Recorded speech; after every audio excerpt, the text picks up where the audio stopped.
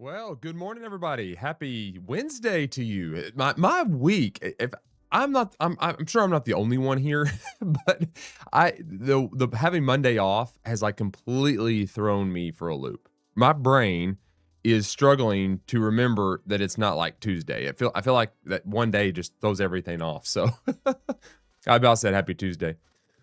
Hope everybody has had a good start to their week so far. Like yesterday was a good day for you. I tend to like whenever I have a day off in the middle of the week like that, like Memorial Day or whatever, it like the week kind of gets compacted and it gets a little more hectic.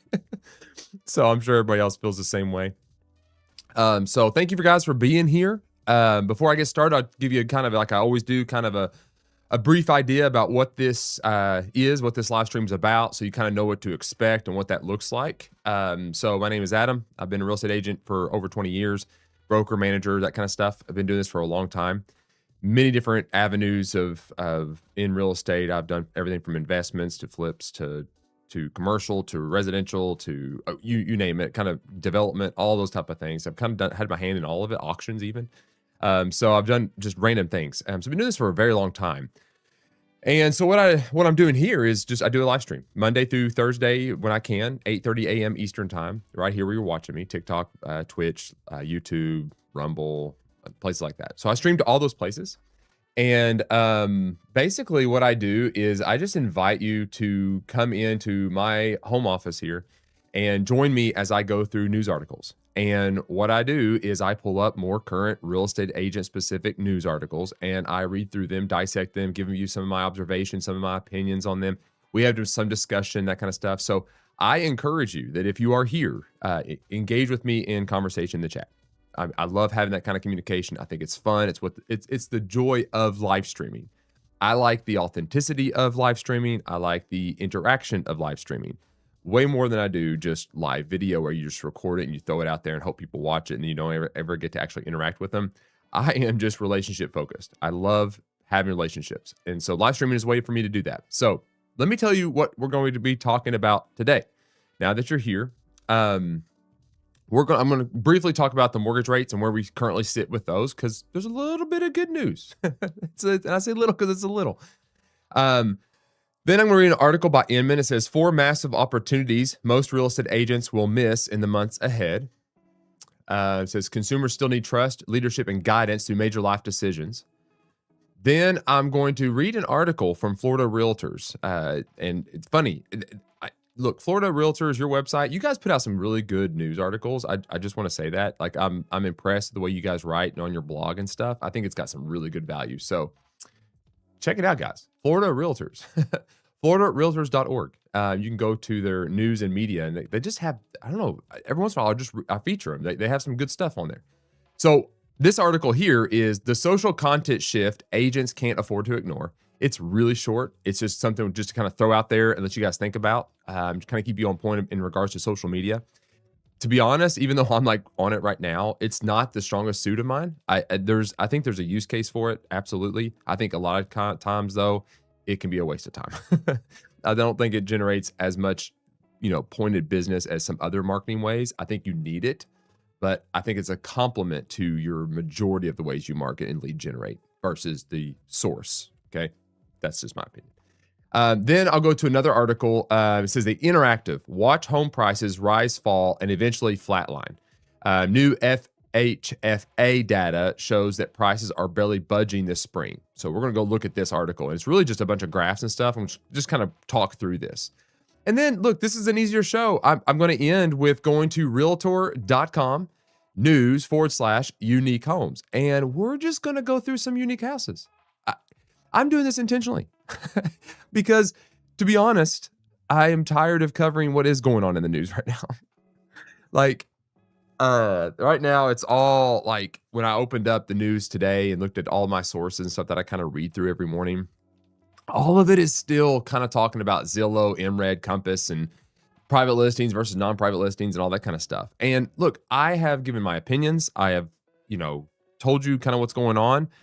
And I could have easily went there again today. I mean, there was like 5 or 6 articles. I was like, well, there's more to it. And I just kind of read through it. I'm like, oh my gosh, honestly, I didn't want to do it. I just was like, I don't have a desire to go through that news. So I avoided all those articles. We're not going to be talking about it today. So that's good. I did that on purpose. And instead, we're going to be looking at unique houses. We're going to just look at some good photos and kind of go together. And those who are watching on TikTok, I plan on sharing my screen once I get to that point of the show, talking about unique homes and showing you guys some photos of these unique houses and stuff like that, just to have some fun. And one final thing before we get started on the show, Mr. Boomwhacker, good to see you. Glad you are here. Thank you for tuning in. Let me just say this, like, I will not be live streaming for a while. I'm going to be taking some time off. When I come back, I'll tell you about what I've been up to. I think you guys will find it interesting, and hopefully you'll enjoy what I have to bring to the table once I come back. But the way it looks right now, if I was to tell you the date, and I'm just going to do that for those that are interested at all, I will be gone. To be honest, I probably will not be live streaming again. This is crazy. Probably my next show will be June 15th, guys. June 15th. Yeah, because I will be getting back to work on the 11th-ish, and I don't usually stream. Well, I may go live on the 11th. We'll see if I have time to get that all together. But regardless, that's what we're looking at. I'm gonna be taking a break, doing some stuff. And I'll update you when I get back on what all that is. So stay tuned. All right. We set the groundwork. Grab your coffee. Let's get started on this show.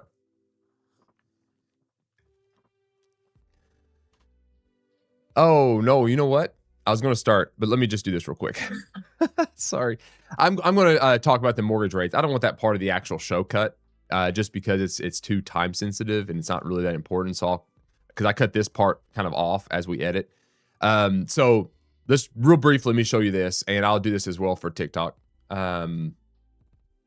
There you go. This right here is the current interest rates on what we've got, the mortgage rates that we currently have. And the reason why I'm bringing this up right now is because yesterday it was just flatlined. And I said there's a little bit of good news going on. And this is the good news, is it went down. It went down 0.04%. It's something. Okay? It's something. I mean, we're still sitting at 6.61% if you're a 30-year fixed rate. You're still above 6 if you're FHA or VA. Okay, it's 6.14 and 6.16. So but hey, good news is good news. It came down just a little bit. Some of this typically is trending because the Iranian war, possible peace deal, whatever, all that kind of stuff. So that tends to affect the bond yields in the markets and the Fed rates and all that kind of stuff. And that's why we see this. So little downtick. So there you go. Cool, right? Yeah, that's what we're looking at. And just so those out there that are curious, I use that all the time. That's the Mortgage News Daily. They also have an app. I'm not an affiliate or anything. Just download the app, use it. It's just a quick way to kind of look and see an idea of the interest rate. Just know this, though, is like interest rates are dependent upon the bank. Banks can charge their percentage. Now, there are certain factors that go into place where they can't, adjust that however they want. But for the most part, though, you do want to kind of shop around, but you want to do soft checks on your credit, not, full checks, just so you don't get hit every time on your credit score. But anyway, that's food for thought. You can go back, and I actually did a whole entire live stream last week talking about the federal rate and how that correlates to mortgage rates. If you're interested in that, I dissected on how that whole system works. So go check that out on YouTube. All right. Now, quick swig of coffee, and we'll get started with the show. And get rid of that screen too. All right. Welcome to the Real Estate Brief. I'm Adam. Today we're going to be cutting through the noise. We're going to get to the truth in the news. We're going to look at the data, and I'm going to give you some of my observations and where I believe you can find opportunity. So if you're ready to gain your real estate edge, let's dive into our first story. And the first story is going to come from Inman. Inman is a specifically aimed at real estate agents news source. It is a subscription based. Again, not an affiliate of them at all. I like their source. I like the way they communicate. They seem to be pretty fair, and I encourage you to check it out. It's inman.com, INMAN.com. You do have to subscribe to get kind of all into this and kind of be able to see all these articles and that kind of stuff, but it's worth the money. It's worth the money. All right, so this article, it's titled, the headline reads, 4 massive opportunities most real estate agents will miss in the months ahead. So what are we looking at? What's going on? All these changes. And if I was to look at what's happened throughout this whole live stream I've had the past few months, as I was reading through this article, I began to see is like, yeah, okay, this is actually these 4 points, these 4 opportunities they're talking about is stuff that we've talked about. And they're just kind of putting their observations on this to say, look, this could be some opportunity for you guys. And here's how to think through this. So I was like, yep, sharing this article. I think this is a good conversation to have. Since I will not be live streaming for a while, this gives us the opportunity to kind of, I don't know, put a nice little bow on everything we've been talking about. All right, so let's jump into this article here. So it says, over the years, I've seen every real estate market shift, interest rate change, inventory rises and falls. Buyer behavior evolves, seller expectations adjust. None of that is new. Man, I would say that is absolutely true. I've been in this for over 20 years. I have seen all of those things as well. And guess what, guys? We're still here, we're still relevant, and we're still making money. And agents and clients are still buying and selling properties. And all those changes, and all the worst of the worst, things still moved. Might not have been the best of times, but it still worked. It still operated. There's not really indication that says anything's going to change that drastically beyond that. We have to adapt. We have to make changes, but it's all whatever. It's all change, right? We just don't like it, but we do adapt. What has changed over and over again is where the opportunity moves and how often it gets missed. And today, the industry isn't just dealing with a market shift. It's dealing with an identity shift. That is true. I mean, if we start talking about, if we go back to all my past live streams, we start talking about like just the most recent ones. We start talking about like syndication. What does private listing networks look like? What's going on there? You know, we go back into, we look at buyer representation agreements. Now we have to have those signed. That's a shift in the relationship with a client, right? Those are big shifts that's happened. And then you've got the identity part of it. That basically is the answering to the question, what is it that I provide value back to my clients with? What is my value? What am I offering to the table? That is some of the things that have been changing or being redefined by outside pressures. We've talked about this many, many times. Over the past several months, we've watched some of the largest mergers and acquisitions in modern real estate history reshape the brokerage landscape. We've seen all this. We talked about this. You got the Real Brokerage acquiring RE/MAX, eXp Realty acquiring Next Home, and Compass acquiring Anywhere Brands. Now, Anywhere Brands, you're talking about Coldwell Banker, Century 21, ERA, Cochran Group, you know, Better Homes and Gardens, those type of things. That was Anywhere, and Compass bought them. So there's some context. We talked about all those mergers and acquisitions happening. Those are big movements, guys. Like, those are big movements. You had these segmentations of multiple franchises out there now kind of merging into one conglomerate and or multiple larger conglomerates. If we were to put this into comparison to any other industry, the one industry you would probably compare this to the most would be like the airline industry. You know, if you go back 20, 30 years ago, you had multiple little airlines out there operating. And then slowly and surely that certain big, you know, companies like United, American Airlines, and Delta, and all of them started acquiring all these smaller airlines. And then you ended up having the three big players, right? And then you had some nuances kind of inserting themselves in there and kind of struggling to kind of chip away at that. But this is kind of what we're seeing happen in our real estate industry. It's very, very similar in a lot of ways. Those announcements created more than headlines. They created uncertainty. Questions about culture, leadership, stability, technology, the future of traditional brokerage models, questions about whether bigger automatically means better and where agents fit in an increasingly platform-driven industry. And whenever uncertainty rises in real estate, two things happen. Some agents freeze, others position themselves. And this is what ends up happening, is an agent that is listening to the news, listening to consumers' opinions, and freezes, basically says, oh, we're just doomed, and buys into the negative argument, ends up leaving the industry. They end up getting out. They're not going to make it. They didn't do the right perspective on hearing the news to be able to pivot themselves. And what they went on to say here is other positions themselves. They didn't position themselves in a way to kind of hedge themselves against that uncertainty and those changes. So really, when you start seeing these type of changes in real estate, you do have two options. You can believe the media and you can freeze, or you can position yourself to take advantage of those type of changes. And like I said at the very beginning of this article, I said, look, we've been through all kinds of changes and we are still here. We've had to adapt and we've had to make changes, but we are still here. We're still relevant. Our value proposition and what we offer to clients has shifted. Our identity and what we represent and who we are has shifted, but we're still relevant as long as we understand that. So we spend time doing what we're doing here, dissecting this and keeping it in our minds and fresh in our minds about what true value is and what that looks like when we are representing buyers and sellers.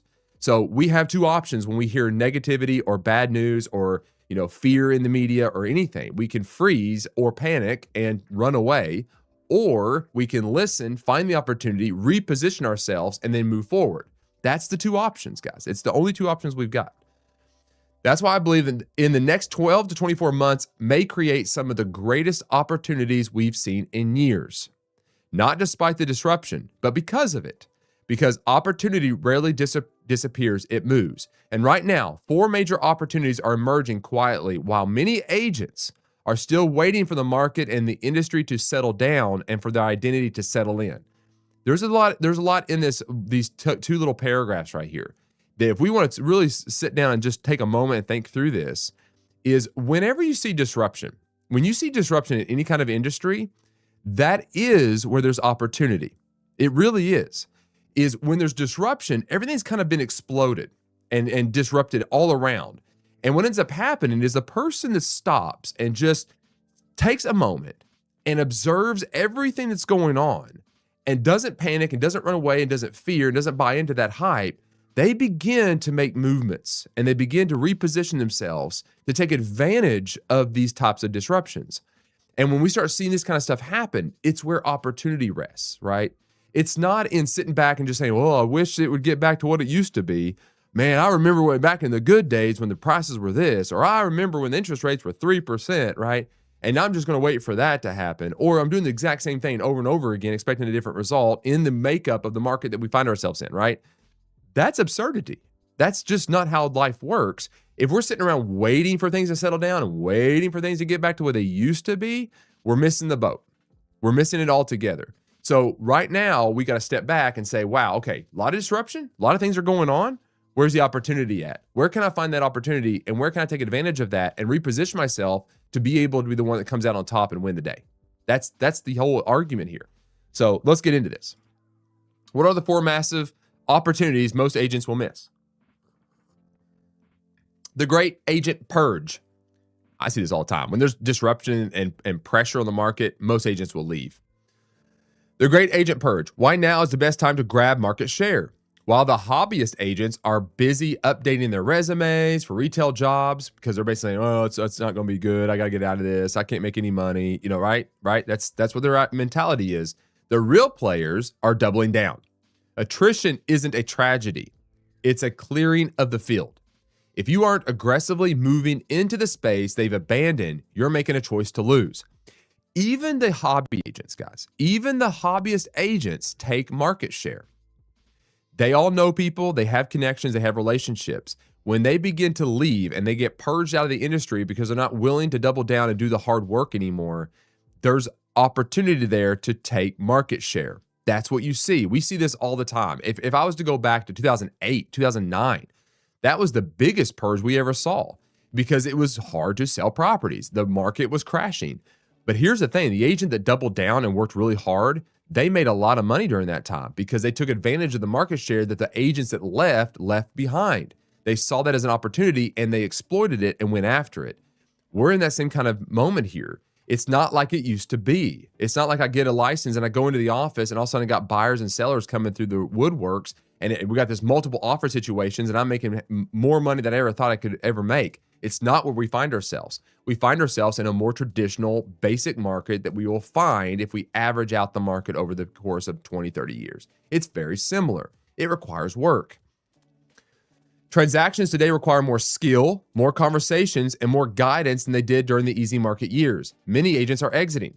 So what do we do? What do we do? If we don't want to be an agent leaving, what should we do? What should be our response and the opportunity in this makeup, right? Well, we need more skill. We need to be diligent in our training. We need to be submitting ourselves to redundant training even.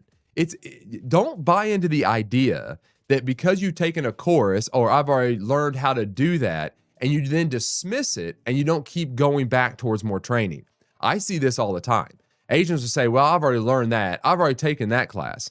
Yeah, well, how much of that have you implemented from that class? That's the real question. I mean, if we go back and we understand the way the brain actually works, we only retain about 20, maybe even 18%, I think they even said, of the information we hear.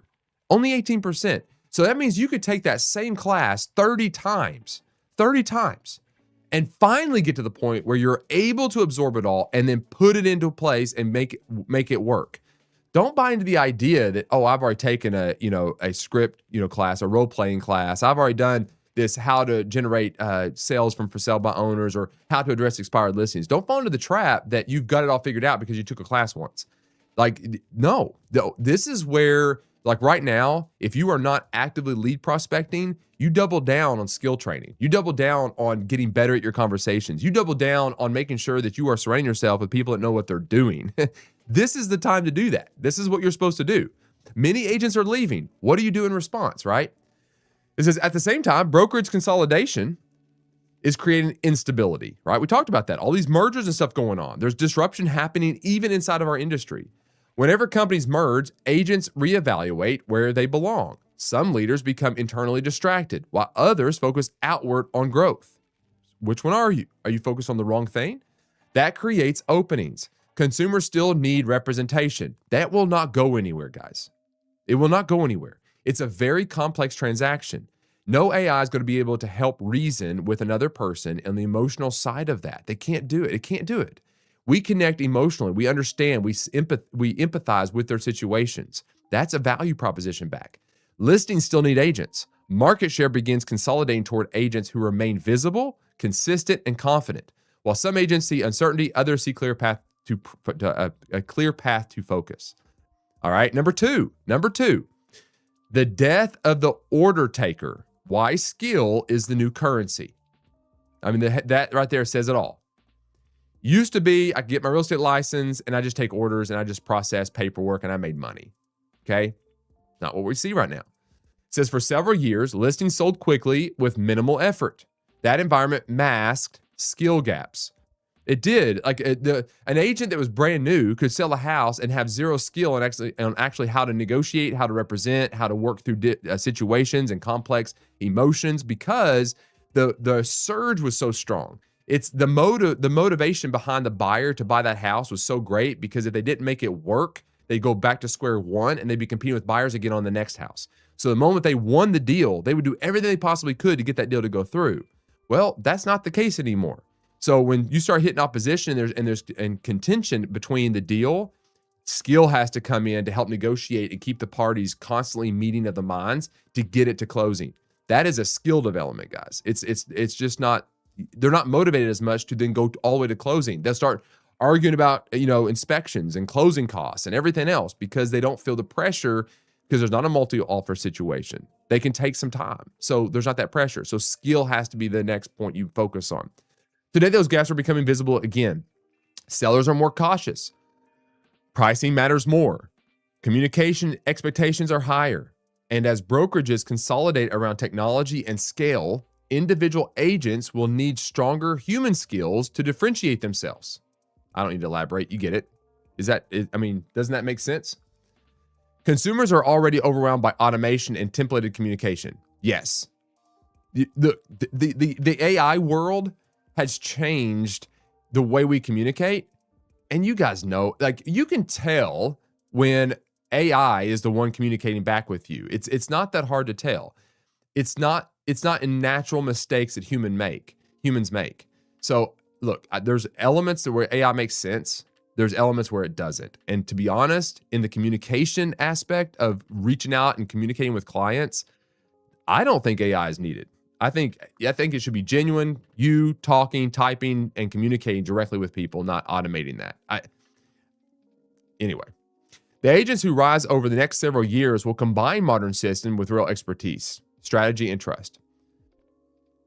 Number 3, breaking the golden handcuffs, leading the trapped homeowner. All right, one of the most talked about dynamics in today's market is the number of homeowners sitting on historically low mortgage rates.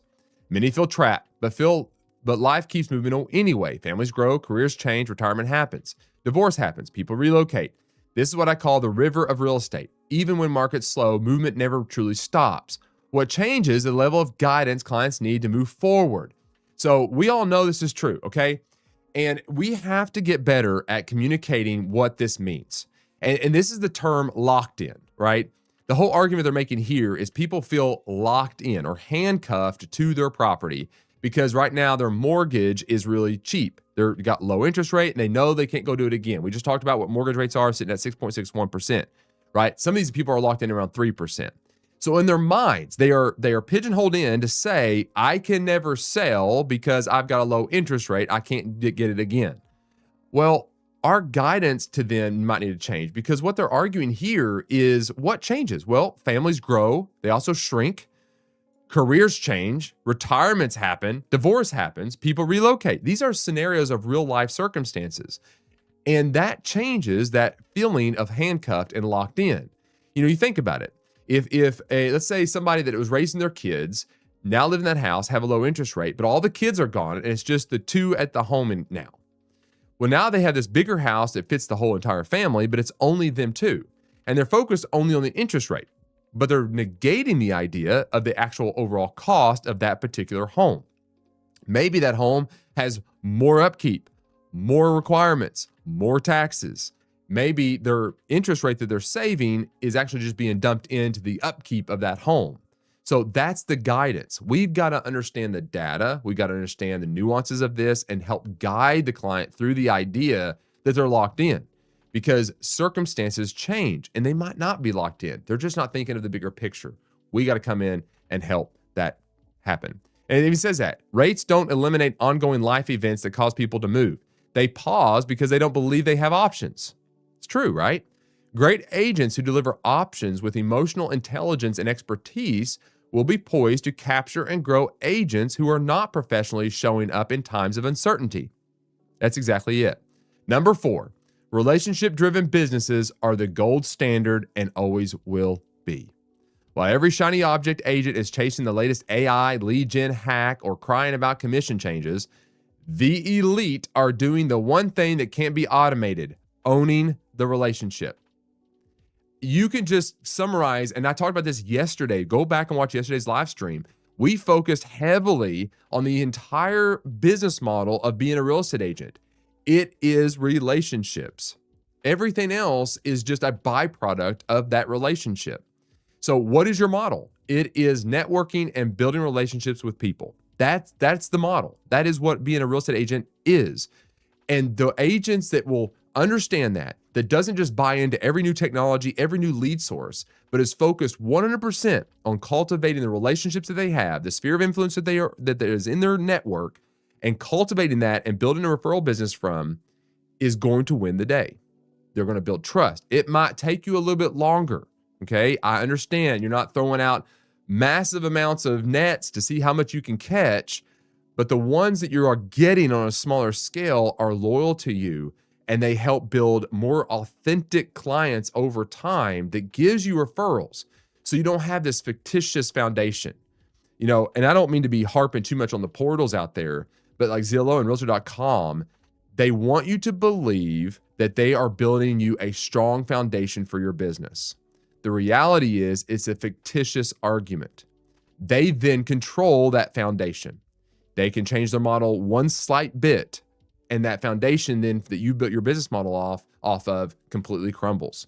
Okay. It can become more expensive. They can charge a different way. They can do whatever they want with it. They cannot do that if you have built relationships with core individuals in your sphere of influence. It's putting a hedge around your company to say, look, I am in control of my company. This is what my company is about. These are the people that I value. These are the people I want to serve and pour myself into. And then ask for the referral, right? It can't be beat. Relationship-focused businesses can't be beat. In my experience, slower markets consistently reward relationship-driven businesses. While many agents are distracted by headlines, compensation changes, AI fears, and brokerage consolidation, top agents are quietly strengthening relationships, increasing conversations, engaging in coaching that elevates professionalism, and becoming more visible in their communities. They're not listening. Like when you come here to the news here and you start listening to me talk, you don't fall into the trap that you're listening to all this and be like, oh, we're just doomed. I need to get out of this thing. No, use this as information to drive you back into relationship with people. It's like, okay, this is what this is what's actually going on. I'm going to navigate this with the people that I represent effectively, right? Opportunity doesn't disappear, it becomes more intentional. The agents who grow during periods like this recognize the same patterns early. Reduced competition, right? More agents are leaving, so you have reduced competition, which means it opens up market share. Take that market share from the agent that is leaving. Greater demand for guidance. It's more complex than it's ever been. They need help. There's too much information. It's information overload. Even using AI is too much information. They do not know how to bring it all together. You do, okay? You got to be informed and you got to be able to guide correctly. Stronger value in relationships. Think about this. In an information age where they're inundated with so much information, if you have that information and can articulate it in a great way to the person that you have a relationship with, it ultimately builds trust and it helps them to be able to navigate a very complex transaction. More separation between average agents and trusted advisors. We're focused on becoming the trusted advisors in the scope of all those other things we just mentioned. We want them looking at us. Simple as that. Simple as that. That's article number 1, guys. That's article number 1. I thought as I was reading through this, I was like, man, this is a great way for me to go on break to talk about this, because all of those things, those 4 opportunities that we just discussed, is addressing every single part of the news that we have covered these past few months on this live stream. And it's helping you to refocus you on where you need to be spending your time and your focus and your energy. So take that, take notes, go back and watch this, dissect this. The links to these articles that I cover are in the show notes on my YouTube channel. You can find my YouTube channel at The Real Estate Advantage on YouTube. You'll see my picture and that kind of stuff. So just search for me. You'll find me in there. I also have like a link tree. I think if you're watching me on TikTok, there's a link at the top of my profile there. I think it's Linktree. It goes there, and that can take you to all the places that I stream. Also on YouTube, I think I got the link added there on my YouTube channel as well. So you guys can find me there and more details about me and all that kind of stuff on that link tree and other links and stuff like that. So check it out. All right. Let's go into the article number 2. This one's short. This is more or less just helping us frame our minds around like, what is social media? What should we be focusing on? What does that look like? So we're just going to kind of briefly go through this. This is by floridarealtors.org. Check them out. I think they got some good stuff on here. It says the social content shift agents can't afford to ignore. TikTok, Instagram Reels, and Facebook Live are generating the strongest brand engagement, while polished static posts continue to lose ground across platforms, according to a new report. I'm not surprised. People are looking for that authentic, I can't even say the word. Authentic, what is wrong with me? Authenticity of the person making the post. There it is. Oh my gosh. The struggle is real, guys. So I'm not surprised that like TikTok and Reels and Facebook Live and all that kind of stuff is generating the most. So if you're doing that, double down on doing more of that. And honestly, and it could be just me, but personally, I like the more just raw stuff. I like the more genuine stuff. I do laugh at some of the TikTok Reels and all that kind of stuff. I find it funny. But sometimes I just stop when someone's giving me something of value and I just listen. And I do like that. So I think a good mix of all those is good. I think you just find a good balance there. Social media growth is getting harder to fake with polished graphics and generic posts. According to a new report, the platforms delivering the strongest engagement in 2026 are rewarding content that feels faster, more personal, and easier to interact with. What's changing on social?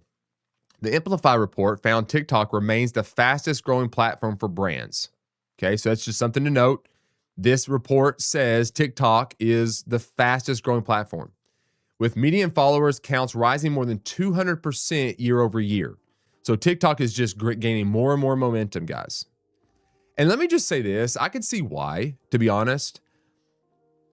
Right now, TikTok has not lost sight of what they're about. And this is something that I've noticed with social media, and this is kind of a little bit of a bunny trail. But if we go back to the very beginning of like Instagram, Like I oddly enough, I was reading back in the day. I used to read Mashable all the time, and Mashable announced this new social media that was getting started. It was just photo based, called Instagram.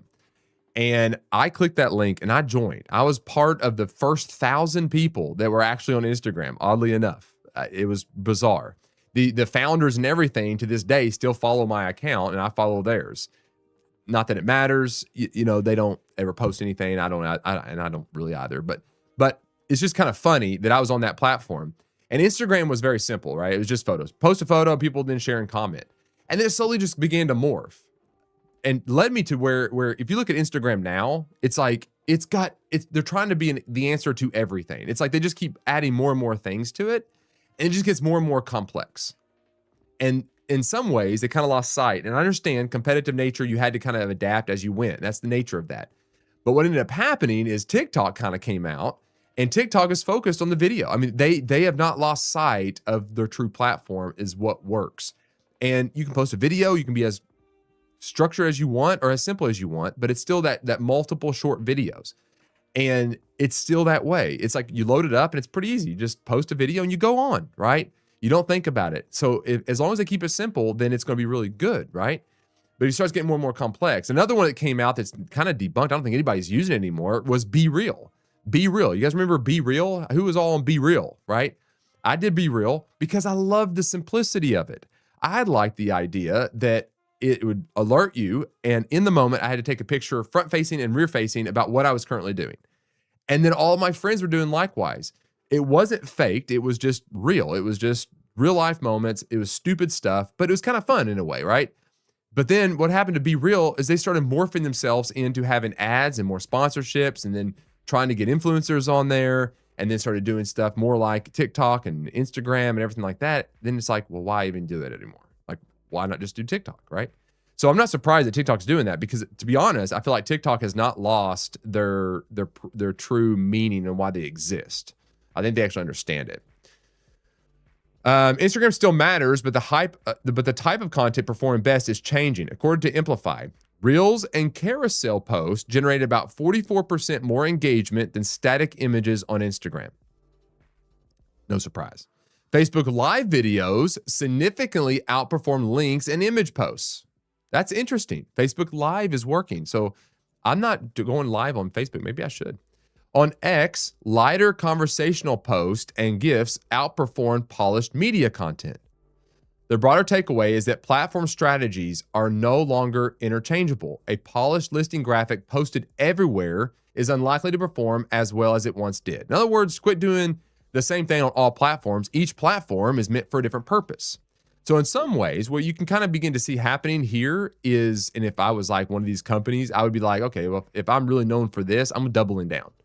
But what's happening is these social media sites that we use are becoming more defined in their role. And that helps us to be able to understand how to use them effectively.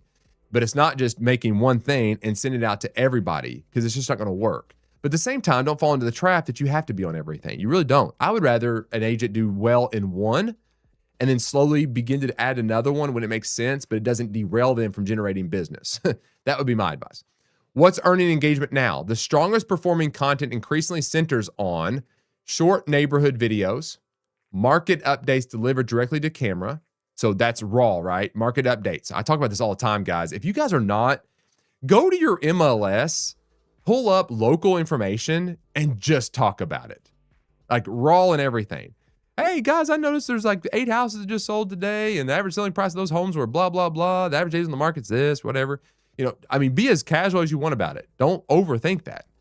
The next one they say is behind the scenes moments, like goofing off and just being real, like, oh my gosh, I messed up this contract, whatever it might be. Educational walkthroughs, talking through like how to fill out contracts and agreements and what that looks like, how to look at houses, how to, eliminate houses that work and don't work, that kind of stuff. What about content people are likely to save or share? Content that people are noticing and looking into the data. What is it that people are saving and sharing on your own? Go back and look. Who shared some of your posts and who's saved some of your posts? Double down on those things. That obviously resonated with your audience. The report also noted Instagram engagement rates declined sharply over the past 2 years, reinforcing the importance of creating content designed for interaction rather than passive scrolling. For agents trying to stay visible, consistency and personality may now matter more than polish. And that's a shift most can start making now. Yeah, the whole polishing thing, I hate. I hate it. Matter of fact, it gets harder and harder to tell if it's AI or not. Man, just be real. Like, I mean, you just heard me try to say authenticity and I couldn't do it, right? I mean, that was me being real. I couldn't say the word. I got tongue-tied. But, I mean, you kind of see what happens with me. I mean, you guys saw me now in my real form, what I do when I can't speak correctly. Oh, goodness. All right, that's some good information there, just to help you guys kind of navigate that. This next one, we're going to be just talking about, it says the interactive watch home prices rise, fall, and eventually flatline. New FHFA data shows that prices are barely budging this spring. It will come as no surprise to anyone that home prices aren't moving much these days. Indeed, the latest S&P Totality Case-Shiller indices out Tuesday have, according to one economist, actually dashed hopes of a spring rebound. I'm not surprised on this, guys. I mean, interest rates are climbed up. I mean, there's a little bit of that tension in the market, right? No shocker. New data from the U.S. Federal Housing Financial Agency, FHFA, also out Tuesday, farther sheds light on the situation. That data shows that in the first quarter of 2026, U.S. home prices rose a mere 0.46% relative to the previous 3-month period. Look, this is kind of what the Fed has been aiming for. They've been wanting to get under 2% inflation, okay? Keep that in mind. To visualize the situation, Emmett has plotted years of data in the graph below. Zoom in to see shorter time frames and scroll down to see how your state is doing. Let's just do this. I'm going to share my screen even on TikTok here, guys, so you guys can see this. Okay? Notice that the latest quarter was plus 0.46% of inflation, just marginally. It went up just a little bit. But look at the year over year from 2025 quarter one to 2026 quarter one, we're up 1.65 year over year. But where does that put us, right? Where does that put us in this scope? Well, it puts us right there, right? Right at 1.65. We are so close to that mark. Now we're under that 2%, right? We're right under that. And we're getting so close to where the level of appreciation and value is not going so high month over month, over 2%, right? Where the Fed begins to say, okay, the market's kind of settling in a little bit. Now, right now, we are looking at the interest rate and we're still pretty high. And you would typically say that when you start seeing this kind of market, we see this year over year percentage increase of inflation in just about right under 2%. When we start seeing that, well, typically interest rates would go down.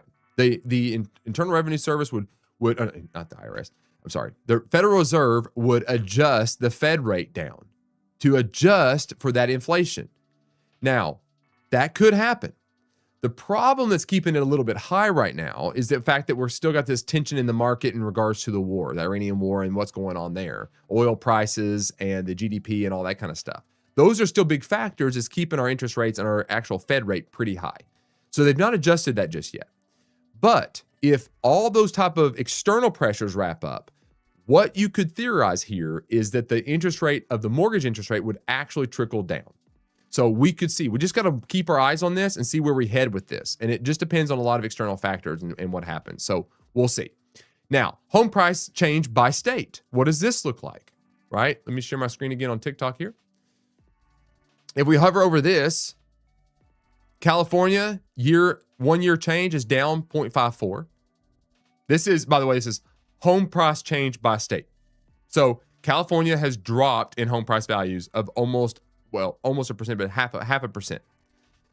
The biggest drop is Colorado. We have a negative 2.35. Texas as well is 1.63, and then Florida is 0.5. Okay, and then Washington is 0.36.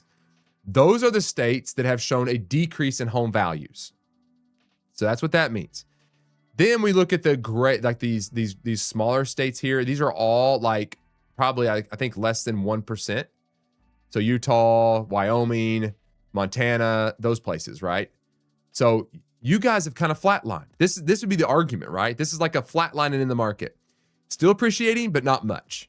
Little things are happening, but not much. When you start getting into other places, though, you start seeing a much larger increase. Like look at Wisconsin, 4.49%. Look at Illinois, 7.31% in home value. It's wild. Something's going on in Illinois. 3.35. Kentucky, 4.66. Tennessee, 2.23. See the difference here? Alaska, 5.51. So this gives you a little bit of information on your state. It says the top 5 1-year appreciation, Illinois at 7.35 or 31, Alaska 5.51, Vermont 4.95, Connecticut 4.68, and then in Kentucky 4.66. The bottom 5 in appreciation, in other words, these have lost the most value. Colorado 2.35, Texas 1.63, Rhode Island 0.69, California 0.54, and Florida 0.50. Okay, so they've lost a little bit of value. So this is a great article. You guys can find this on my YouTube channel in the description. You guys can go back and look at this.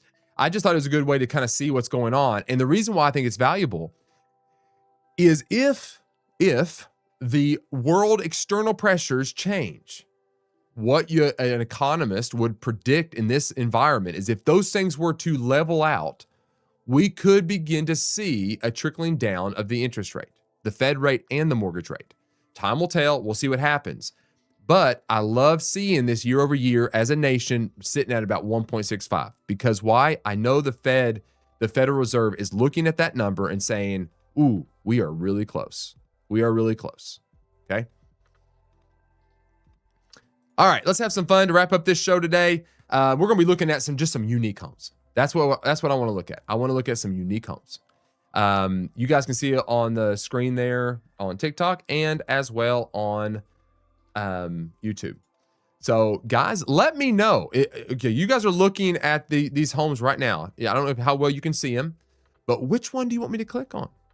Which one do you want me to click on? We got Rare Robert A.M. Stern Design Gold Coast Estate hits the market for first time in decades. We have Off-Grid Retreat, built on a site of mystical enlightenment, hits the market in California for $1.7 million. We also have a private island escape in New Hampshire that can be accessed only by boat or snowmobile, is listed for less than $350,000. You guys could own a home and maybe even an island.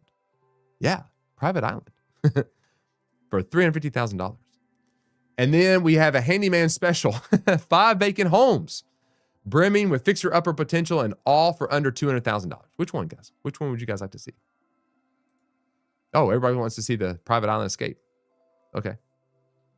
All right, let's do that one first. Let's look at this. Okay, most popular. All right, we've got private island escape in New Hampshire that can be accessed only by boat or snowmobile, is listed for less than $350,000. That is a very small island. I mean, is that rock? I mean, you got a dock right there, but I think that's rock. That's wild. Jetting off to a private island for the summer may seem like a luxury enjoyed only by the ultra wealthy, but in New Hampshire, that dream is readily available for nearly $100,000, less than national median home price. The 7,800 square foot isle in Milan, New Hampshire, which is on the market for just $337,000 or $337,700 is home to a fully sustainable cottage that was designed as the ultimate escape from the everyday. Something is readily achieved by the property's remote location. Accessible only by water or ice during the coldest winter months, the island can be completely cut off from civilization should the next owner desire, a rare feature that has helped the dwelling to bob right to the top of the week's most popular homes list. This is wild, guys. Okay, wait, this is a video. This is a video. Is that playing on everywhere? I don't have the audio going, but if I gotta get through this ad real quick. You can own an island, guys. A cottage. You can use a boat. 2-bed, 2-bath, 600 square feet. It is a cottage. Oh, look, it's got solar panels there. Oh, it's cute, guys. It is built up on a rock. It's like a tiny home, though. So, yeah, I'm gonna pause it. Look at the kitchen. I mean, it's kind of like, it's just a cabin. That's really cool. That's really awesome. You got a bathroom. Look at the view right there, guys. Could you imagine that in winter too? Like you got to get through their snowmobile. They got greenwood flooring. They probably stained that. There's your bedroom / living room. And you got a loft bed. I mean, this ain't small. Holy moly. Oh, is this like the... Hold on. Ooh, is that the only bathroom? Like, I'd be replacing the vanity. And is it just me or is it missing like a faucet? There's no faucet there. The view is beautiful. This would be, to be honest, like fixing this up just a little bit, like would be a great Airbnb. It'd be so cool. The problem is you'd have to have a boat and a jet ski, or a boat and a snowmobile to be able to get to it in all seasons. Yeah, it's literally built on a rock. That's pretty wild. That is pretty wild. All right, let me know, guys. Would you guys live there? Would you guys buy this house? Would you do it? There's another property there. All right, let's go back. Let's look at a couple more here before we wrap up the show. Got about 10 more minutes. What next, guys? What next? You guys want to see the rare Robert A.M. Stern design Gold Coast estate? Off-grid retreat built on site of mystical enlightenment? Handyman special. All right, let's go to the handyman special. All right, buddy, let's do it, Mr. Boomwhacker. Here we go. Handyman specials. 5 vacant homes brimming with fixer-upper potential and all for under $200,000. Hey, maybe you're going to buy this one. You want to buy it? Let's see what it looks like. Open. There we go. All right, so another small little house. Whether you are a first-time home buyer looking to build up a little sweat equity while tackling a blank canvas property, or an investor with extensive renovation experience under your belt, buying a so-called handyman special could be the ideal way to make a significant return on your next home buy. These fixer-upper properties, which are referred to as handyman specials, Boomwhacker, there you go, because they require so much renovation work, are often part of the market's aging housing stock. Properties that have not undergone any extensive overhaul since they were first built and are now in need of some TLC to give them a fresh and modern feel. However, on the surface, these dwellings can look incredibly daunting. Picture peeling paint, unfinished interiors, crumbling walls, and even caved-in ceilings. I love how they're being honest. But with some rigorous due diligence, buyers can determine whether the house boasts one of the most important elements for a future renovation: good bones that can serve a foundation for a future dream dwelling. I like how agents describe things sometimes. This is not it. Where's the photos at?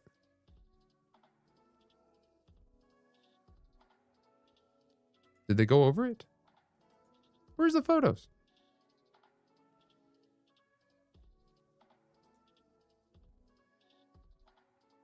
Is this it? Unfinished. That's not it. It's weird. They don't have any photos, man. They don't show us anything. Might tell you a lot. Yeah, bummer for real. I'm kind of shocked because I mean it'd be kind of cool to see this, man. I'm with you. I would like to see what this looks like. But yeah, it's really bizarre that they're not showing a link, unless I'm just missing it, to the actual listing to see what it looks like. It is a bummer. All right, let's just end with this nice big one right here. Rare opportunity to own one of the just 2 Robert A.M. Stern designed estates in Nassau County has come to the market for $8.3 million, just a stone's throw from the Oyster Bay Harbor waterfront, known as Miramar. The 4-bedroom estate was built in 1982, but recently underwent a multi-year renovation that was completed in 2025, bringing a fresh perspective to Stern's jaw-dropping design. Now, this one's got pictures. Oh, wow. Look at the ceiling of this house. What in the world? Like, I can't tell what that is. Is that wallpaper? And there's like a little like loft area or something right there. I don't know what that is. Maybe it's just good, not. Look at that wine area. Jeez. Okay, yeah. So this is neat. This is neat. It's it's gardens.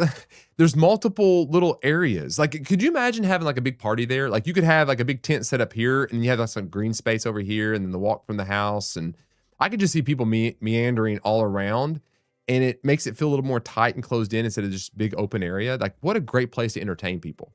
That's beautiful.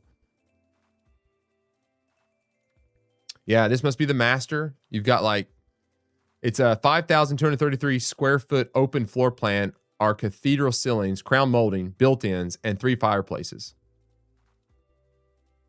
It's all white. It's all very, very clean. My goodness. Yeah, look at that. Look at this green space here, and you overlook the bay there. It's beautiful. That's pretty cool. We'll just do one more. I got 5 more minutes. Off-grid retreat built on a site of mystical enlightenment hits the market in California for $1.7 million. In California's Owens Valley, nestled among dramatic granite formations that rise up from the desert floor, an off-grid architectural jewel has quietly surfaced on the market, where it is serving up a truly one-of-a-kind blend of peace, serenity, and, if reports are to be believed, a chance to find mystical enlightenment. The 2-bedroom modernist residence at 3800 Granite View Drive was designed by acclaimed architect Linda Tellman over a 10-year period, during which it was meticulously constructed on a 2-acre parcel that was once part of a much larger ranch occupied by philosopher and transcendental mystic Dr. Franklin Merrill Wolfe.